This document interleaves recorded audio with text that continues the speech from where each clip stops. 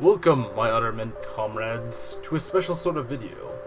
Someone in my streams gave me an idea to explain why certain Pokemon as types don't make sense, why they are those types.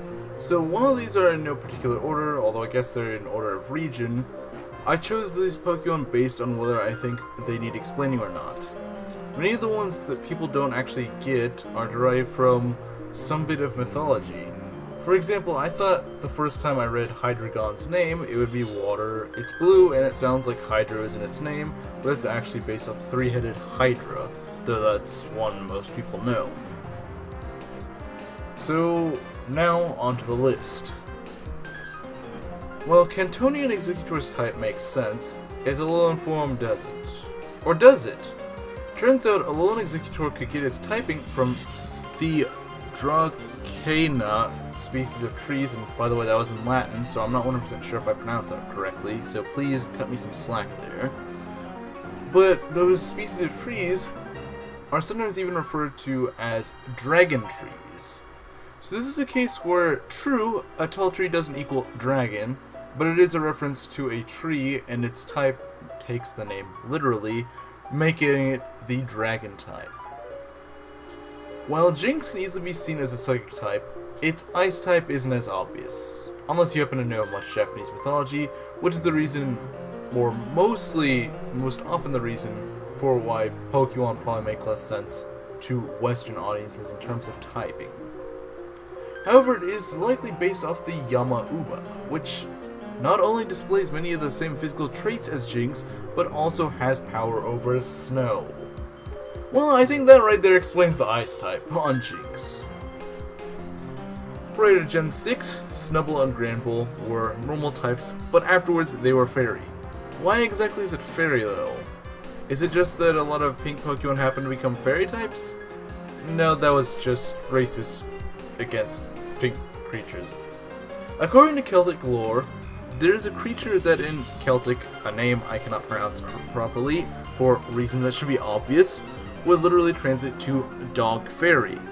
Well, I guess this works. It may just be me, but of all dogs, a bulldog seems the least fairy-like. I honestly thought something like a poodle would make more sense. Then again, I wasn't in charge of making Pokemon. Trapinch is a ground type. Well, it's Trapinch, that's all I can say for it. Not really, it's actually a larval antlion. But as for Vibrava and Flygon, why are they not bug and flying?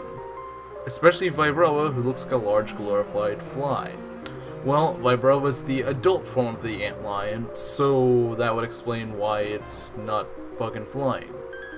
What is often mistaken for dragonfly, which some kinds are even named sand dragons, which fits Flygon even more, as it's often identified in many dex entries as the desert spirit.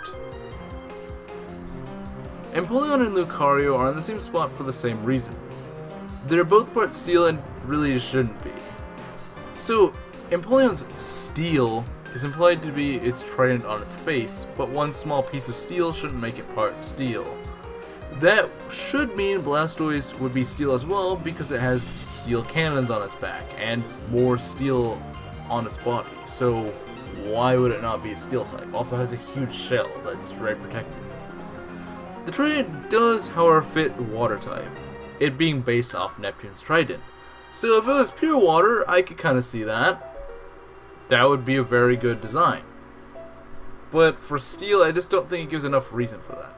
Lucario, on the other hand, is steel because of its spikes? The spikes are such a small part of this Pokemon, it seems like a lazy idea to make, just so Lucario could be a steel type, but that's probably where its steel typing comes from. Palkia is dragon and water? There must be a mistake. Or is there? Well, obviously Palkia's dragon type seems reasonable. What does the Pokemon that controls space have to do with water?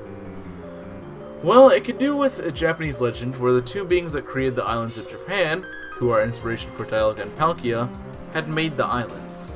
Due to the islands being near water, that's really the best explanation from what I can see as to why Palkia is a water type, was because it made islands.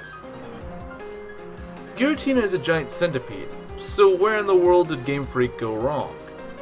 Well, it is an underworld monster, so dark might work, but ghost somewhat fits there. Additionally, it is said Giratina, or Giratina, I don't know, I kind of use them interchangeably, appear in graveyards, a very ghost thing to do. It is dragon likely to fit in with the trio, but could also be due to its serpentine or serpentine body form. Again, a word that I'm not really sure how exactly it's pronounced. So for a long time I thought Stunfisk was just the Pokemon World equivalent of those fish that hillbillies like to hunt in the mud, and I'm not sure why.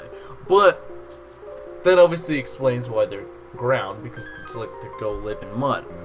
What I didn't suspect, however, was that there's actually a reason why it's electric. There's actually a fish in the real world that lives in that sorts of areas that produce electrical discharges when they're threatened or something like that. And they aren't eels, they're actually known as stargazers, they're actual fish. And I found that pretty cool because, you know, a fish that discharges electricity that's not an eel, you know, you wouldn't expect that. Decidueye is grass ghost. Hold on, it wasn't ghost before, so do all Dartrix die when they evolve? That would make for a good theory, but no. Anyway, one explanation is that it's based off the Hawaiian Pueo owl, which are commonly used as physical forms for spirits. It may also be a reference to the stilt owl, which is another Hawaiian owl, but it's extinct.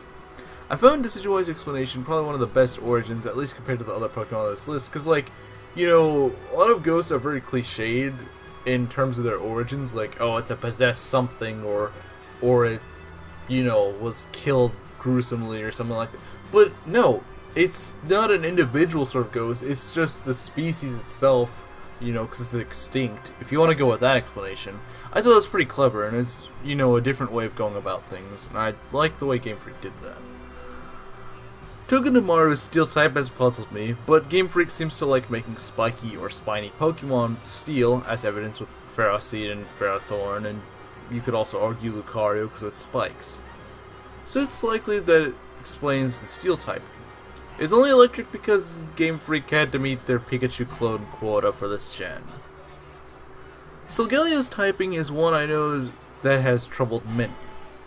Its psychic type may have to do with the fact that it can travel through dimensions. You know, the one it takes you to. However, steel rather than fire has confused several, myself included. Solgaleo is not the embodiment of the sun, contrary to what most think, but rather a reference to a legend of the sun being eaten away by a beast.